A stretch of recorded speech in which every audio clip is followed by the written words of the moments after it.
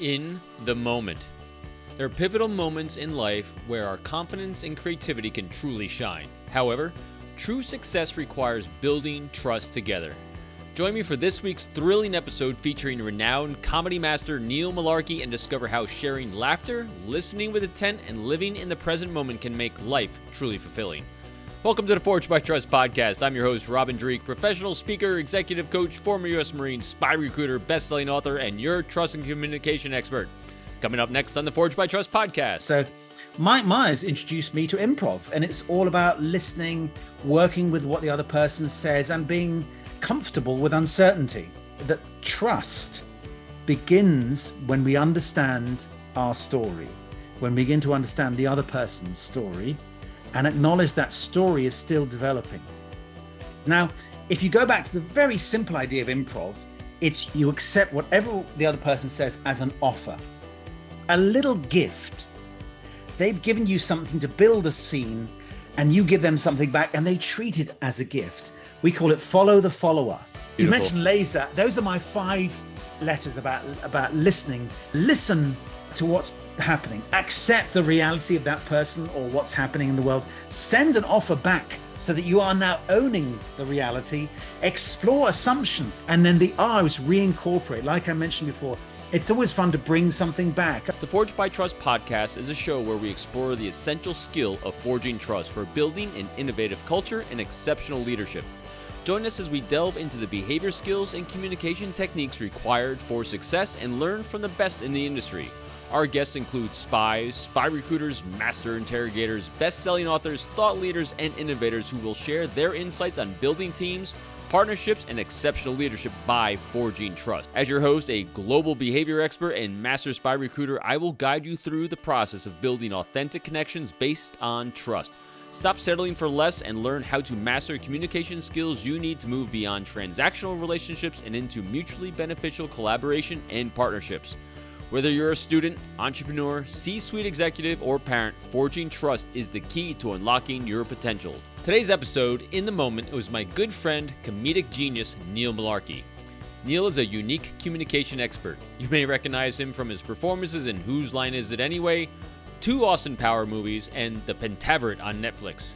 He still performs most Sundays with the Comedy Store Players, Europe's top improv troupe, which he co-founded in 1985 with Mike Myers. Since 1999, he's traveled to 24 countries, been bringing the skills of theater and especially improv to public and private sector organizations large and small. Now he is running online sessions for clients across the world, sharing the skills that will make work more human and more fun for everyone in our hybrid world. His new book, In the Moment, is published by Kogan and will be released in June 2023. During today's episode, we talk about working with comedian Mike Myers and becoming comfortable with uncertainty, listening with intent, bring a brick, and together we can build a cathedral. Trust begins when we understand our story and the story of others, laughing together and being in the moment. Neil, thank you so much for 2 things. I love how you're jumping around already. Thank you for coming on Forged by Trust. But more importantly, thank you for being one of the world's greatest gifts, because you bring such joy and happiness to others and this power of presence. So thank you. Thank you very much. I'm far too lowbrow a character to be accorded such an honor. I'm a mere boulevardier on the improv theater stage, but I've been lucky enough to be given that gift many years ago and then shared it with people on the stage, other performers, audience, and people in business and organizations. Just, hey, the Joy of Improv, which all started many years ago. I don't know if you want to ask me that. I could just go on.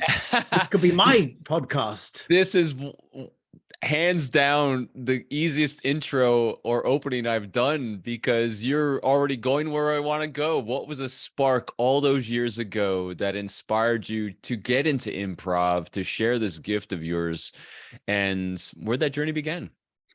Well, I really wanted to be a comedy writer performer. Actually, you choose your A levels here. And I'm going to stop already. Comedy level performer, writer. What was that spark to do that? That's crazy, amazing. It's crazy. It's stupid. It's not a proper career. In fact, when I was when I was at university, you had to write a program for the Cambridge Footlights, the comedy sketch group out of Cambridge University, and people would write silly things. I wrote Neil wants to be a really alternative comedian, but his mum says he should get a proper job. And that's about who I am still. When you choose A-levels here at high school in the UK, you choose, certainly in my day, you choose 3, maybe 4 nowadays. And I chose physics, chemistry, mathematics, because I thought I would be a doctor. You didn't need biology in those days. And then I was in the school play and my head was turned. I realized that if I did stuff, audiences would laugh. And I thought, no, I want to be a comedian. And comedians, there was Monty Python and others. And so I went to Cambridge, where they had the Footlights, this sketch group that John Cleese had been in and many other comedian types. And I got to be president of that. And so that was all about writing really good sketches, cleverly written sketches. You rehearse them, you play in front of an audience, you rewrite them in light of audience feedback. And we toured the UK, Australia. And then I came back, we were playing a tiny theatre in the west of London above a pub. And there was a guy sitting there selling tickets. And he was sitting in a wheelchair, not because he's a wheelchair user, but because we'd used all the regular chairs on the stage. There wasn't much furniture to go around. And he was from Canada. And he said, I'm just here. My parents are British. I have a British passport. But I work in Canada. I worked with Second City. I was excited. Not many British people had heard of Second City. And his name is Mike Myers. And he made me laugh. And he said, Second City, I'd heard of Second City because Saturday Night Live and the Blues Brothers, but he said it's not just the sketches you might have heard of, but there's improv. We create sketches through improv sometimes, but it all started with a social worker in the 1920s who created exercises to help children, deprived children. And there was her son who said these exercises could work as a form of theatre, and Second City was born in 1959. So Mike Myers introduced me to improv, and it's all about listening, working with what the other person says, and being comfortable with uncertainty. Neil, what's interesting is these threads that we follow through our lives start at a really young age, and they come from the people that precede us and the experiences that we have at those young ages, many positive, some challenging, and you never know what they're going to be with each individual. You had said your mother had said, get a proper job, or she wanted you to have a proper job. But all these things that you're talking about and your experiences, and you're hinting at it already, required a deep amount of presence and being in the moment, which is the title of the episode.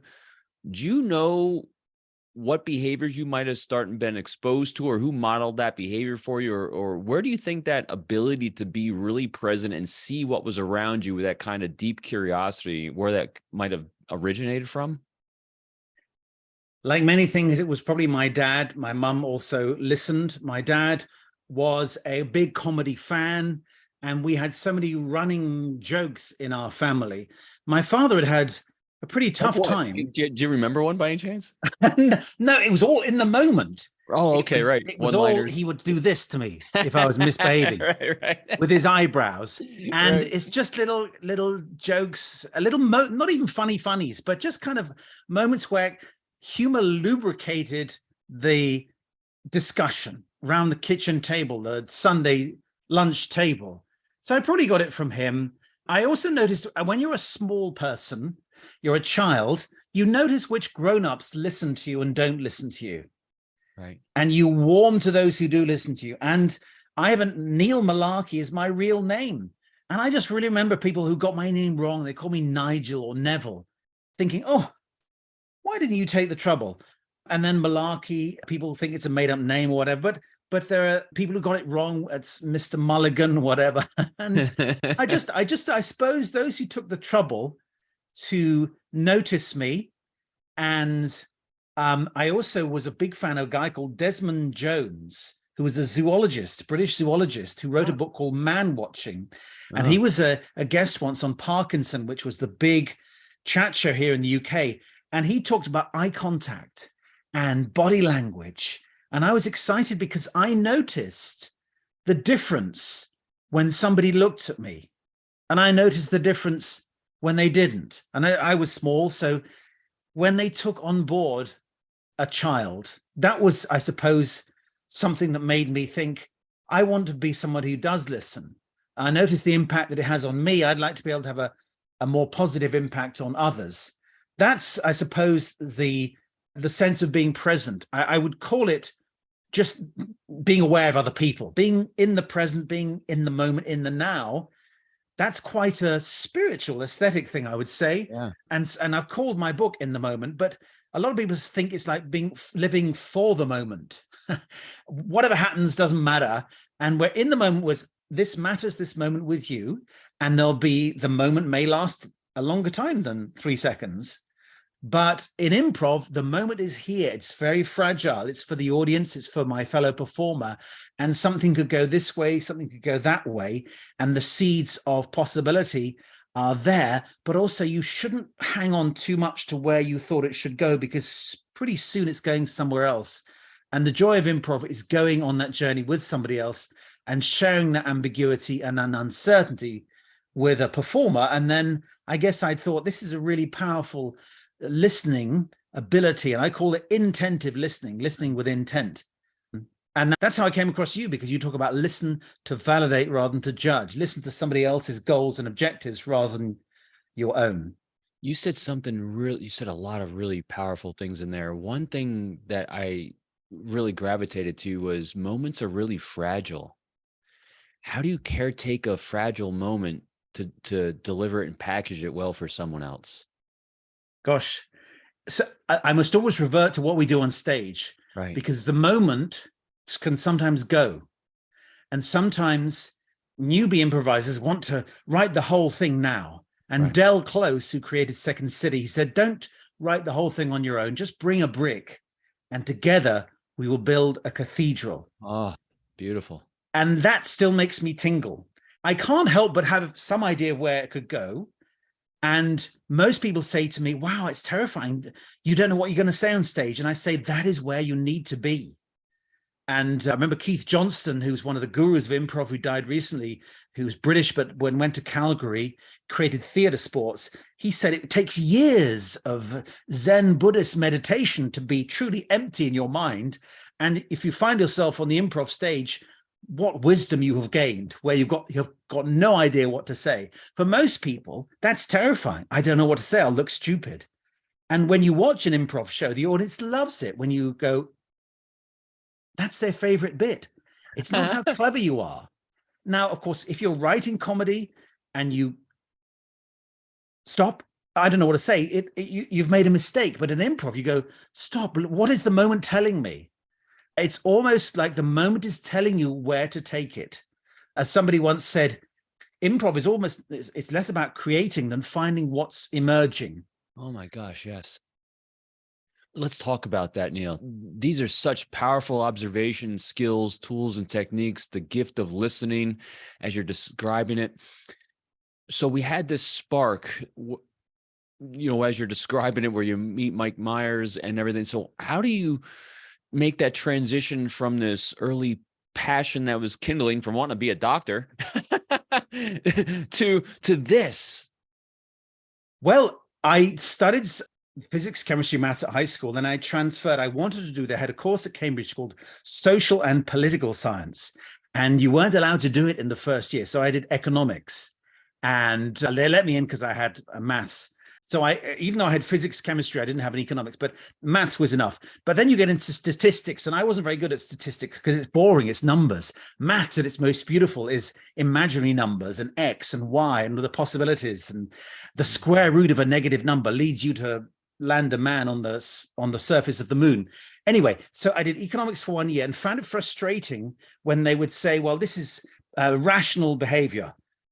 Economic, as a person will choose the cheapest and the seller will find the person who'll give them the most, sort of thing.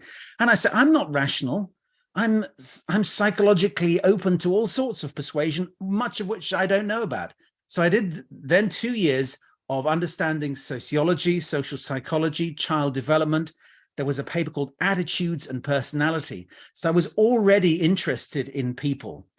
And I looked for some jobs in the world of social work, I guess. But then showbiz took me. I perhaps was turned again. My let's do that thing. I was getting some sense I could make a career of this, even though my mum still thought I should get it. What was giving you that sense that you could make a career? Well, because people from the Cambridge Footlights, many people have emerged, like Hugh Laurie, Emma Thompson, Stephen Fry, Olivia Colman. And if they could do it, I thought maybe I could. There was a path. We went to Australia. We got our Actors Equity Card, which is the union. Right. And then I met Mike. We started making money. We started being lauded and getting good reviews. But then I became a writer performer doing radio and TV and commercials and stuff. And then I got to this stage where I thought, is this what I want to do forever?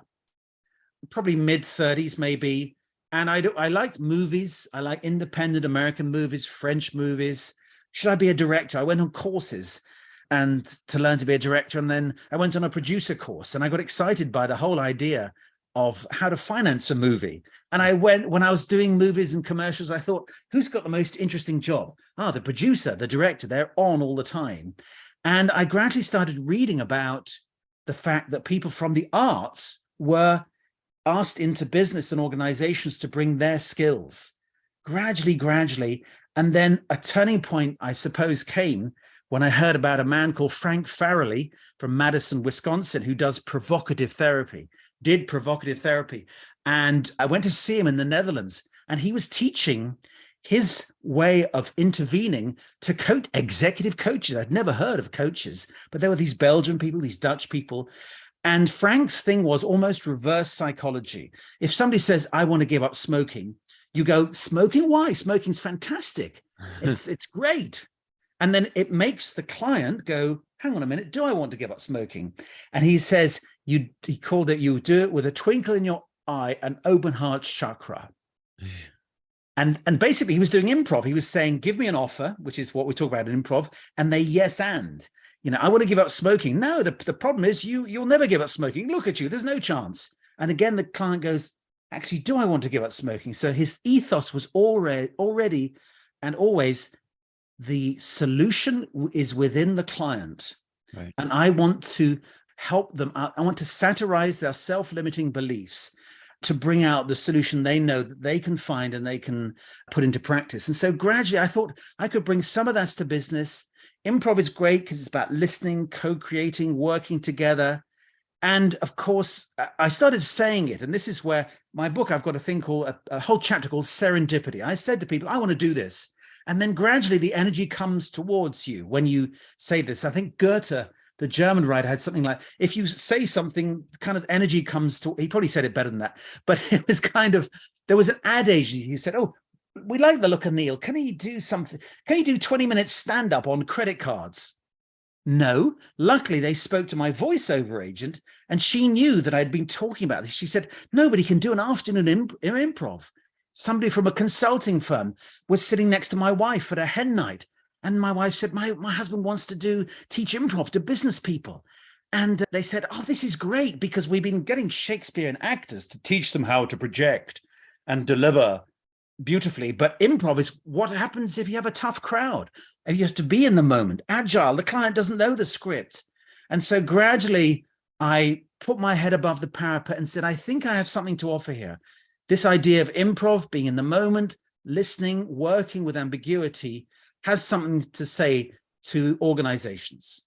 Absolutely. Let's talk about some of that. What are those skill sets that you don't have a script? You get on stage and you take and work with the environment around you and you manufacture beauty. How do you do that? What are the first steps of that? How do you overcome that fear? See, look at all these multiple questions I'm throwing at you. Pick one. Well, I have the opposite fear, which is what if I get on stage and I've got to remember my lines and stand in the right place and I forget it. So when I have done real plays, I'm always hoping something will go wrong. I love it. But I wrote a book called 7 Steps to Improve Your People Skills. And the main 2 chapters are listen and link. So listen to what the other person's saying and link what you're saying to what they've said. Hence, I mentioned you there about listen to validate rather than to judge, understand their goals and objectives. Now, if you go back to the very simple idea of improv, it's you accept whatever the other person says as an offer, a little gift. They've given you something to build a scene and you give them something back and they treat it as a gift. We call it follow the follower. Again, that idea, you're not writing the whole script on your own. You're merely building a brick and somebody adds theirs, somebody adds theirs. And the idea of an offer is essential. So it's about listening. So if I ask the audience for a location, they might say hospital. I might start the scene by going, "Good morning, doctor." So we're creating theatre here, not stand-up. And Right. the other person might say, "Oh, good morning, nurse." So I've given the offer of doctor, they've given the offer of nurse. But we also talk about choice. If I say, "Good morning, doctor," you have a choice. You could say, "Good morning, Mr. Johnson. I see your legs better." And then I've got to, and this is where it's really valuable, I have to make you look good. So you take my offer, I take your offer. You said, "My leg is better."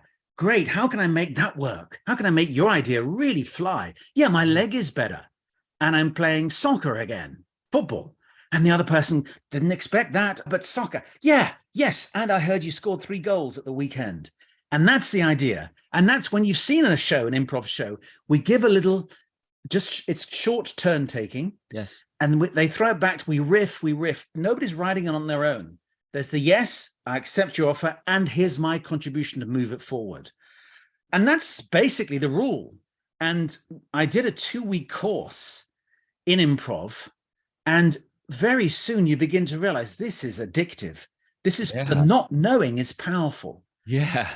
It's just great. And there's just, for example, an early exercise is there's a box here full of stuff, and you pull out a whole load of stuff. And of course, after about 3, you can't think of anything at all. And that's when it becomes interesting. So you start saying rude words, and then you start saying really ornate, curious, exquisite phrases that you didn't know existed in your brain. And once you've overcome the hump, and this is where Keith Johnson, who recently died, this improv guru who created theater sports, he said, once you let go of the fear of being seen as mad, bad, or wrong, you can become a good improviser. Yeah. So for many people, improv is you're on stage naked and the audience will boo you. For me, it's the opposite. You're on stage and an audience wants you to win, and you're with somebody, you're going to create something. There's an opportunity for a unique moment that we'll all feel is just for us. It's the very opposite of what most people's fear is I come on stage and I say, "I'm vulnerable. I don't know what I'm saying." Isn't it marvelous? We're going to do something together. So many more beautiful things in there. In order to get on that stage and have that excitement rather than fear, you control your context, which is really the only thing we can control. How do you overcome a negative context if you're someone to give them that positive context? Well, there's 2 things there. First of all, if it is a speech, a job interview, you probably should have prepared. And so in my book, I say there are moments when you've got to be prepared, and there are moments when you've got to be improvising. And the moments are equally important. Right. You've got to know which is which. And I came across this beautiful phrase that Woodrow Wilson used, the United States president, the only president with a PhD in political science, as it happens. And he said, people think that government is accountable to Newton, not to Darwin. What he means by that is that Newton was about machines, the laws of motion, F equals ma, predictable. Right. Darwin was evolve, adapt. Now, of course, government, like any human organization, there's evolution, there's adaptation. You can't just press a button here and out comes a sausage there. So what I say to people is there are new moments of Newton. You got to learn your script. You got to prepare your slides. You got to show up on time. You got to clean your shoes, metaphorically. But then if you stick to your script and somebody's talking about something else, you're foolish. But if you turn up and say, "Hi guys, I want the job." Yeah. Like, yeah. What are you going to say? It doesn't look great. And that's why I often say to leaders, there are times when you've got to step up and say, this is how it is. You have to model strategy. You have to tell the story. You have to say, I'm in charge. And there are times when if you adopted that coaching moment, that guiding moment, that co-creation in the moment, where actually you have to be bold enough to not know, to ask the question, to not know the answer. And that's why I don't envy anybody in a leadership position, because almost moment by moment, you're having to juggle moments of step in, no, be clear, and moments of fuzzy, I don't know, but not knowing could lead to somewhere amazing. So I would say to that person you talked about, learn what you need to learn, manage your state, because there's every reason you should be nervous. If you're giving a presentation, you've got 100 eyes watching you, it's terrifying. Because in nature, the only time you've got eyes looking at you is when they're about to eat you. So it's not natural. So make some unnatural preparation. Learn your lines, get there early, put on your best, whatever it is, listen to your favorite music. So you're fully prepared, you're structured, and then relax, breathe. Then listen to what the questions may be, listen to what is emerging, the energy in the room, and you may have to adapt. So it doesn't mean don't prepare, but it doesn't mean prepare every single thing so you can't adapt. So it's kind of almost prepare and prepare to improvise. And those are hard things perhaps to work together, and yet we do it nearly every day of our lives, don't we, Robin? For example, this morning you might have had a conversation with somebody at home, which is kind of like a similar conversation. You probably had breakfast, the same sort of thing you had before. You probably put on some clothes that might be similar to what you did before. You brushed your teeth in the same way. So there's plenty of prepared stuff, and then suddenly in the moment something may change. So it's being open to what is really happening and not being flustered by that, and spotting the opportunity where there's an opening and not panicking if there's a setback. Do you remember what the first time was that you started to really realize I have to manage these moments? Well, what I can remember is that the first time I improvised on stage, I nearly fainted. I was with Mike Myers, and you had to do a tryout spot, 5 minutes. And we got a 3-minute thing, 2-minute maybe. And he said, well, we'll improvise the next 2 minutes. And Mike Myers was my teacher and my comedy partner. He'd improvised across Canada. And we said, give us something or other. And what years, and Neil, what years were this? Oh, I'm very old. This is 1985. Right, okay. So this is a small back room of a pub, really low rent. And the written bit was, we go tequila, tequila. And the gag was, we just say other words beginning with T. And then at some point we'd open this jacket, it would say tequila in it. So pretty soon we lost that bit, but anyway, it got us, going. But Mike was doing stuff, and I just went, yeah, well, and I'd been on a 2-week course. I'd done some stuff with Mike, and my head was swimming. I couldn't work out, I was out of my body. But then we started the Comedy Store Players, and we started doing workshops every Wednesday. So, that's in terms of the first time theatrical improvisation. I can't pick out a moment where I thought, I need to bring this to life, other than slowly, having done it on stage, you thought, ooh, isn't it great when, and this is where It's Not All About Me, your book, comes in, which is, if I just use what somebody said and give it back to them, they'll smile. They mention golf. 20 minutes later, I mention, we're at the 19th hole now, or we're in the bunker, or something tiny, which is about accepting the offer, the yes and the delayed yes and, I suppose. So I suppose I saw it more as a positive thing, in the same way, probably around my dining table at home, my dad would do that. Right. He loved crazy, silly humor. So he'd put in incongruous moments when we're talking about this, and he'd mention that, something like that. He was a businessman, and he particularly found a lot of the stuff they talked about pompous, corporate jargon, pompous stuff. So I don't think there was a moment where I thought, I'm a rabbit in the headlights, apart from that time with Mike. But I gradually noticed that the improv skills, which were yes and, play back what somebody said, notice when their energy rises, they talk about X or Y. Oh, yes, if I mention that again, that'll be great. And that's, you know all about that. That's why I love the title of your book. It's not all about me. It's about what makes you interested, happy, energized. Oh, it's beautiful. So going back and talking about, you've mentioned Mike a few times, and what a unique person to have in your life as you're doing improv. Was he far ahead of you in where he was at with his career, or about the same? I'm trying to assess, was he like a mentor, guide, or were you collaborating? We were collaborators. The thing was, he had been something of a child star, I guess, in Toronto. He'd been in commercials. Mm-hmm. So his mum had wanted to be a performer and sent him along to do tap dancing lessons. And I may be getting this wrong, but I think the story goes that the word went out in Toronto, we need a kid with ginger hair who can tap dance. And there was Mike. And so he got to do commercials in Venezuela and all over Canada as well. So he became pretty wealthy, in terms of a 12-year-old able to do stuff and well known, I suppose. And then he started doing a thing on TV in Toronto, Much Music, and did this character called Wayne, who came from Scarborough, which is a suburb of Toronto. So, but when he came to the UK in 1980, he came on Halloween 1984. I met him early 85. He knew nobody. So we were very much on the same level. I had an agent, I think. I knew people in radio.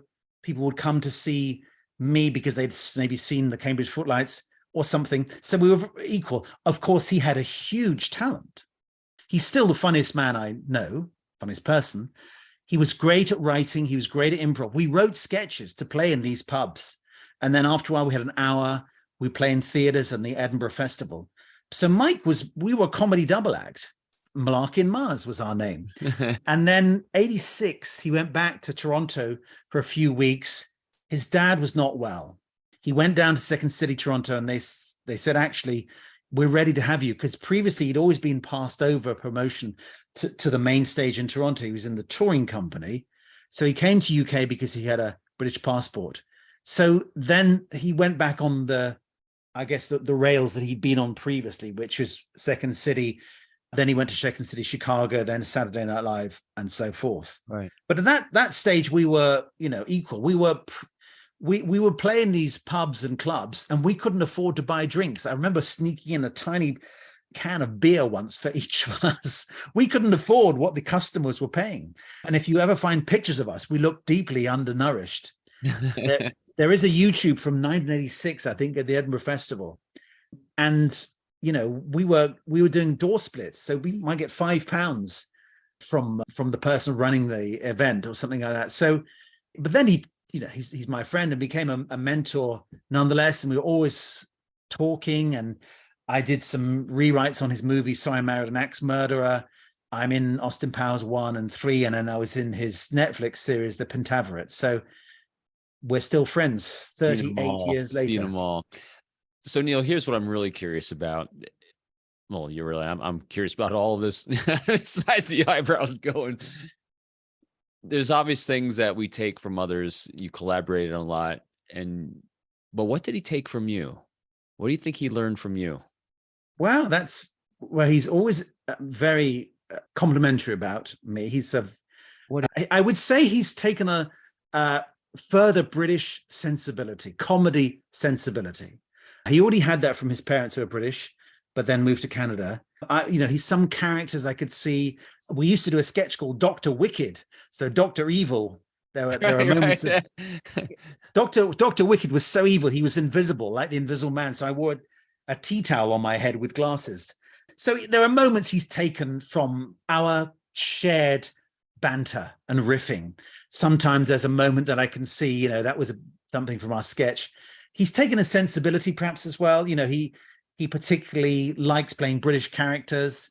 We would always play very posh British fellows. He would like that always, because he went on a received pronunciation course and how to say kettle instead of kettle, and sure as opposed to sure.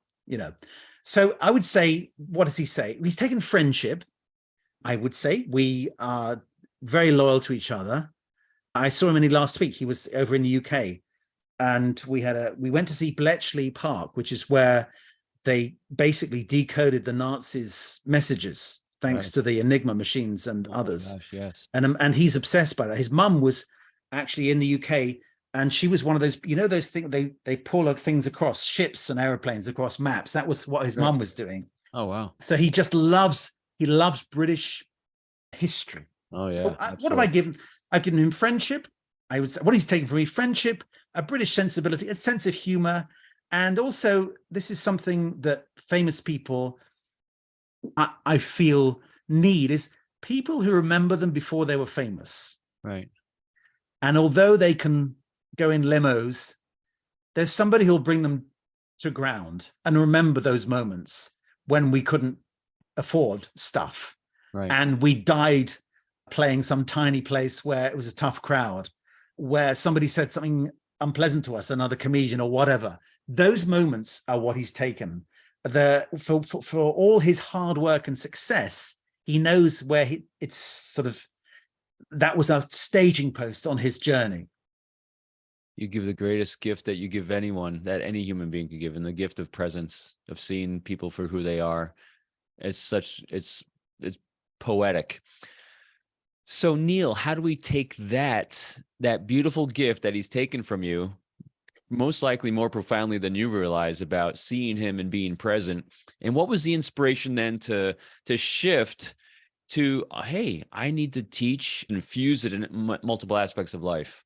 Well, I knew that improv rule one is listen and accept what the other person says and use it as an offer. I thought that has profound applications in everyday life. Very simple idea is, don't just stick to your script. What's she saying? How can I work with what she has given me? Treat it as a gift. Yeah. And then when you really are yes-anding, you're kind of doubling your brain capacity. And that was a simple, I just thought if organizations could listen, individuals could listen to one another better, that would help. Yeah. And I remember doing a workshop for the first time for non-actors. It was a small play, it's beautiful sort of Victorian theatre in east of England. And I got there early and I said, can I meet everyone? And they came into the little dressing room where I was, and I ripped off a bit of paper for each of them. And I just wrote, here's the secret of improv. And all I'd written was listening. So I thought listening was the thing. Very quickly, though, I began, and I was taught by participants and people at business school would have me in to illustrate some of their points, that there's a lot of stuff going on that improv has to educate us on. So there's lots of leadership models about uncertainty, leading through ambiguity. What I say isn't necessarily what you hear. In an organization, like Woodrow Wilson said, there's a whole bunch of stuff going on. It's not like a machine. We're almost like a complex ecosystem where one thing happens and that affects another thing, and then you're reacting back on the thing that originally happened. There's a word called autopoiesis, which happens in biology, is that a cell is both part of the system but reacting with the system. And then I learned stuff that there were models, and there was, for example, a model that leadership or teams can be like improvised jazz. There's rhythms and there's solo, and the leader can be doing the rhythm, they can be doing the solo, or they can just listen. If there's too much rhythm, we don't get innovation. But if there's too much soloing, we get a mess, a cacophony. And so I could say, well, actually, not everyone plays music. Not everyone likes freeform jazz, but everyone likes talking. Everyone likes comedy, and we can laugh with the yes and. The yes and becomes the rhythm, and where the and becomes the solo, the yes becomes the rhythm. So gradually, and people said, okay, what about negotiation? Oh, I'm not very good at negotiation. Okay. And somebody said, why not just every time somebody asks you to do something, think about how you might dramatize how to do it badly. Instead of saying, you must do this in sales, you must do that. Let's create an improv scene where you're doing it badly. So Robin, why don't you buy my things? Please, you idiot. Or you go, oh, please buy my product. Please, please, please. And I say, what's wrong with that? And then gradually you get people say, well, you're not really empathizing. You're being too weak or being too aggressive. And so we gradually buy, and this is where provocative theory comes. You're provoking. Provoke means for their voice. You bring out by offering a comedy stylized, a ritualized hall of mirrors of the wrong thing. Then they say, well, actually, when I'm the customer, I want someone to listen to me. When I'm selling something, I should notice what the customer really wants. I shouldn't just say, here we are, here's a suitcase of stuff. Do you want it? Yes or no? I should be thinking, well, what matters to you? And that's what are the offers the customer's giving me? And I should say, as a leader, one of the moments when I should be saying yes and to my team when they come with ideas. If I say yes, but I'm the boss, listen to me, I'm losing perhaps some of their participation. On the other hand, leaders tell me sometimes people just say, just tell us what to do. When are the moments when I've got to say, this is the beat, this is where we're heading? And sometimes I've got to say, what's the noise? What's the music emerging from the noise? And this guy called Frank Barrett, I mentioned, I didn't say his name, but he's a jazz playing business professor, Frank J. Barrett. And his book is called Say Yes to the Mess. And it's so much like improv. An improv scene isn't going that well. It's kind of messy. What's the story? Who am I? What's at stake here? And then we find it and we acknowledge that there were some beats, some moments, the beginning weren't right. But without that mess, we wouldn't have had the joy of where we are. Absolutely. And somebody might come and sort of sort out the scene, and at that moment, they've choked off some possibilities. So gradually, I was taught by others that the improv ethos has more to offer than I realized. I thought it was just some listening. Listening's good. Yes, and positive view of life. But there's more to it. There's nuance. There's status. In improv, we talk about status. A high status character becomes interesting, especially when a lower status character begins to realize they're higher status than them. Like Shakespeare, the high status servant. Just things like, how do you play status in an organization? Right. How do you play status on Zoom? And too often people are talking too much, or they're scared to show status. So just those things, using the glossary of terms from improv and theater, open many more doors than I would have imagined. It's been profound just listening to you describe all this. One of the things that pops into your head when you're saying all this, and you have this beautiful deep listening and all this muscle memory you have now around being present to absorb it all, it can be really overwhelming about where to start. Like you're describing, what's someone to do to start organizing and know where to start amongst everything they're consuming? Well, the very first exercise I do with people is where I say, shut your eyes, let me lead you on a story. And then I'm saying, you're right by the seaside, you're walking by a shop, you're doing this. And of course, pretty soon they don't listen to everything I say. They find a thing that tunes in with them. And then with a group of 20, you've got 20 different stories from the same series of offers. So first of all, I tell them, you can't act on everything. Right. Notice the things that do impact you. Notice the things that impacted her more than you. We can only listen to certain stuff. We tend to listen to stuff that fits our existing view of the world. So one thing is, be aware that when somebody talks to us, they're sending out lots of messages, and the main message may simply be, I need to just talk. Right. Another may be what they're really saying. Another may be the way they say it, the way they underline certain words. So the fact is, we can't listen to everything. And that first exercise is, be aware of what you're unconsciously favoring or not favoring. And then, of course, when I lead them on the journey, they go along a road and they find a building and they find a box. What's in the box? And people say, well, I found something I really wanted. I found something I didn't want. And I say, isn't that great? From the same input, this diversity. But of course, we begin to realize that story is the software that creates sense. And story is dynamic. So even now I'm trying to work out, I feel a bit bad. I didn't tell you them. I couldn't think of the first moment I needed improv skills in real life. And it'll come to me in about 3 hours when I'm having my dinner. But story is something that precedes everything, even PowerPoint and Excel spreadsheet, I believe. There were cave paintings of story, and story is one thing and then another thing. And then because of that, we moved to that. And actually Pixar have a thing called the story spine, which is every day, da-da-da-da, then one day, da-da-da-da, then one day, da-da-da, and then finally one day, and then now every day, da-da-da-da-da. So generally the story starts and finishes with the same sort of moment. The character has now become accomplished, adult, lost their innocence or something like that. So that's why I begin to say, you can't notice everything.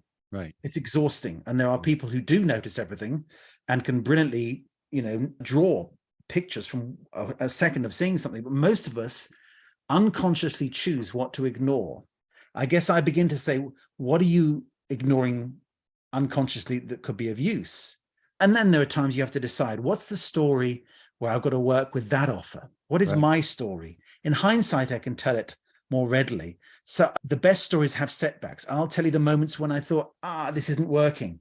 I came away from one of my first pitches from an investment bank, and they say, oh no, you haven't got your business speech talked. What are the deliverables? What are the outcomes? I'd never heard these words applies to human beings. Right. But it meant that I did sharpen my vocabulary. Right. So for the people that I'm speaking to, that trust begins when we understand our story, when we begin to understand the other person's story and acknowledge that story is still developing, that who I am is because of who I was, and who I will be is who I'm becoming at some point. Kathy Sallet, who's an improviser in New York, she's the becoming. I'm both who I am and who I'm going to be, which is beautiful, because too many people say I'm who I am and that's it. And another professor at London Business School nearby, Herminia Ibarra, she says, you want to be authentic to your future self. I love that, because I'm still who I am, my values, but at some point I'm not that 15-year-old person I was. I'm basically him, but I've learned a little bit more, and my story is one that I can write, one that others can write. Mike Myers came into my story, and that's an evolving story as well. And I guess it's getting people to understand that there's a whole bunch of stuff going out there. You can't listen to everything. Right. Be aware of what you consciously or unconsciously saying no to. And you could be saying no to the person who said, you'll never make it. You can't do it. Right. I love it. Neil, you had a great few moments in there of beautiful transparency, openness, and vulnerability, which is a great forger of trust. And it takes a lot of courage to those things. And you'd said something to me before about being excited about vulnerability. How does one become excited about vulnerability? Well, I think you have to live a little bit. And we don't think it's what we should be. We're at high school. It's got to be invulnerable. I've got to be rigorous. I've got to be robust. I can't show any flaws. And then you begin to realize that the teachers you like at high school are the ones who do show some vulnerability. Yeah. You do see behind the mask. You begin to realize that your friends are not the ones who are perfect, but the ones who allow their imperfections to be celebrated, share their imperfections. And when you get a bit older, you realize that you love somebody, not because they're perfect, because their imperfections form who they are, and they just sort of fit with yours. And they help you work on your imperfections as well, and embrace your imperfections. So I think when you realize that vulnerability is not necessarily weakness, but it's an understanding of you're not perfect, and also an understanding of without some vulnerability, you can't be creative. Without saying, I don't know everything, where would you learn? And I suppose that's where Brene Brown is the one right. I saw doing a TED talk where she said vulnerability is the beginning of leadership, of creativity. And it put everything on its head, really. Because we all think leadership is about knowing all the answers and being perfect. And actually we know in real life that we want people to know their stuff, but when they accept that they're not perfect, when they have moments of questioning, that is when a breakthrough can happen, and rapport. Absolutely, 100%. Oh, right. You know you're not perfect. You're happy with not being perfect. And of course, sometimes people only focus on their imperfections. And I say to them, stop it. Enjoy those moments. But what about the things you're great at? And the things you could be great at? So I suppose I have to have lived through disappointment. That's I've lived through disappointment. I've lived through failed ambition. I've understood my own limitations. Robin, I know one day I will be able to sing brilliantly. So far, it hasn't happened yet. I just need to find the moment.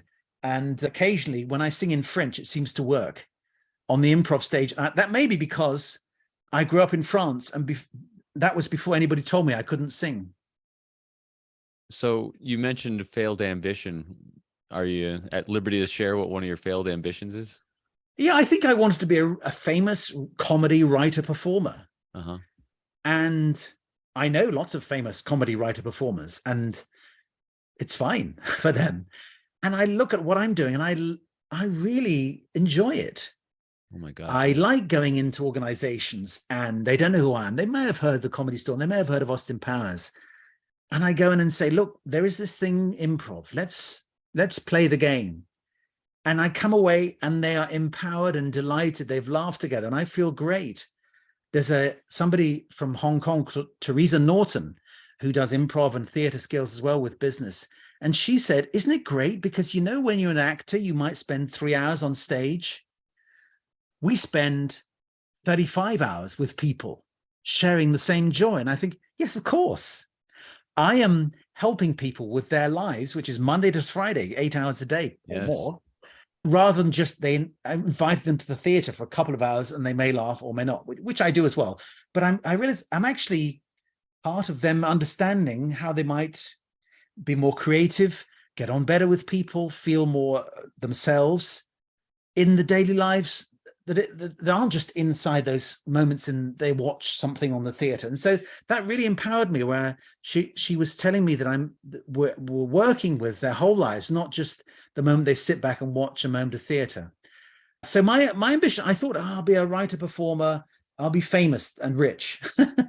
And I realized when I was a certain age, the richness I wanted then was, am I old enough to buy smoked salmon and be able to get a taxi when I want? And that was it really. And I'm not saying I don't want material things. I want to be comfortable. I'm very, very fortunate that I can have a house and provide for my family. And there are many people who would feel that is something they're not able to do yet. And that's something that in terms of the hierarchy of needs, they still haven't got that. I'm fortunate that I have smoked salmon when I want it. I have heating, I have clothes, and the warmth I have of my family as well. I'm fortunate in those things. So I don't look back with regret, because each of those staging posts, those left turns, those mistakes, that thing I turned down with a really famous producer who's now a global character, that was dumb. Well, part of the journey. Because I was heading somewhere else. I didn't know it at the time. And hindsight can tell us plenty of stuff. But again, I found some research that the stories we tell our children, or if we're a leader, we tell to our team, affect the way they feel. You can say, look, this happened. Isn't it bad? The world's terrible. And you can say the same facts and say, this happened. I made a mistake. I felt terrible. It was a disappointment. You know what? I learned, but I got through it. Somehow I got through it. And those two different stories affect our psychological well-being. So that's why I often tell leaders to tell stories of their own vulnerability, their mistakes, 100%. And how they were open to learning from what might have been a setback.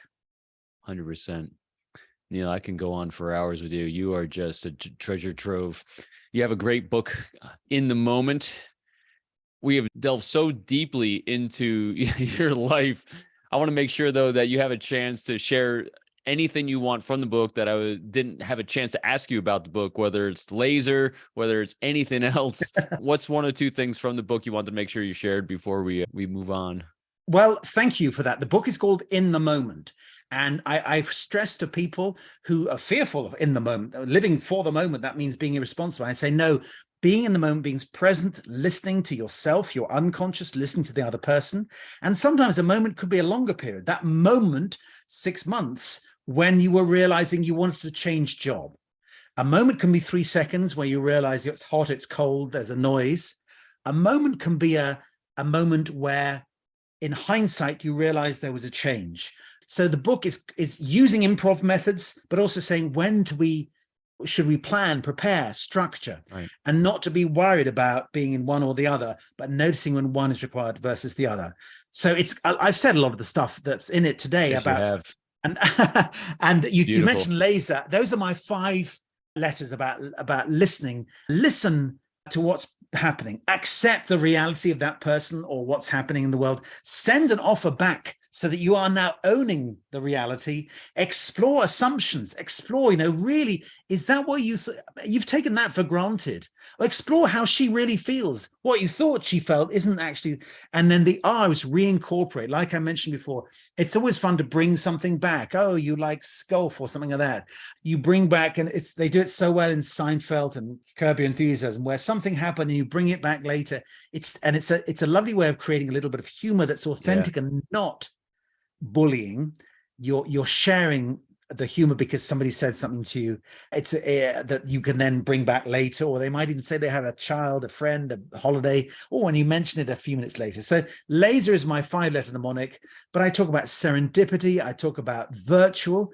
I think we can't just keep saying, oh, I wish we were face to face, because Robin, without us understanding virtual platforms, I wouldn't have got to meet you. It's the greatest gift. There's no doubt. It's great. Zoom and Teams are great, but don't just take them for granted. Don't just say, well, let's just have a meeting, turn on the camera. Think about how to make it more human, make it fun, make it interactive, make sure everybody's voice is heard, prepare. So, and this is from Mark Bowden, truthplane.com, a great body I love language. Mark. Mark was on our show. Love Mark. So this is smiley face. He has this just above his camera, reminds him to keep up in both senses. And and I share that with people. I say, Mark Bowden, who's a body language expert who teaches Zoom employees. So just stuff, make your meetings shorter, make your meetings fun. So some quite technical stuff, but also talk about point B. Amy Whitaker talked about point B. She's got an MBA and a degree in fine art. And point B, she talks about when you start out on a journey, you're kind of creating your destination as you go. You don't go from point A to point B. You're creating point B sort of as you go. You're listening to what's happening. You have a sense of the rough direction, but if you're sensible, you are taking on board the reality. When people say stuff about you, listen, take it in the spirit it's meant. Oh, yes, you're good at this. Oh, yes, maybe I am. Somebody says you're terrible at this. Okay, maybe they're wrong. But just acknowledge that sometimes things are emerging and almost the destination is emerging as you're on the journey. So that's kind of the stuff I talk about. And storytelling, there's a whole chapter on storytelling and humor. I think humor is undervalued. It's easy. It's very inexpensive technology. Yeah. Humor is not laughing at people. It's laughing with people. 100%. It's just smiling sometimes where we just say, hey, look at me. What a mistake I made. Or give me the funny eyebrows a few times throughout this episode. See, how can you not laugh? Or this, just use the medium. Yes. just stuff like that. Get people to go and get a hat. You think that's frivolous, that's silly, but the research says if we're laughing together, we'll do the task. 100%. And for those that are listening and not watching on the YouTube channel, Neil is going up and down, around on the screen, wiggling his eyebrows, you name it, he is doing it. Now he's back away from the camera. So, Neil, from the bottom of my heart, thank you for being a light of joy in my world, in the world's world. Everyone, please check out his content. And Neil, where can people go to find out more about you and bring you and your wonderful work into their lives? Well, find me at neilmullarkey.com. Mullarkey is difficult to spell and to spell or smell. So neilmullarkey.com. I think you'll put it there. That's my username on Twitter, on Instagram, neilmullarkey.com. You can probably search me in any way. Mullarkey and Myers, you might even find that. But Mullarkey, I say to mull things over, to lark about. The key opens. Mull, lark, key. You're beautiful. Thank you so much, Neil. We'll talk to you soon. Thank you. Thank you for tuning in to another episode of Forged by Trust. Remember, if you want to forge trust, it's not how you make people feel about you that matters, it's how you make them feel about themselves. If you're interested in more information about how I can help you forge your own trust-building, communication, and interpersonal strategies as your coach, your speaker, or the trusted advisor for your organization, please visit my website at www.peopleformula.com. I'm looking forward to sharing my next Forged by Trust episode with you next week when we do a deep dive and discover the cure for hate with Tony McAleer.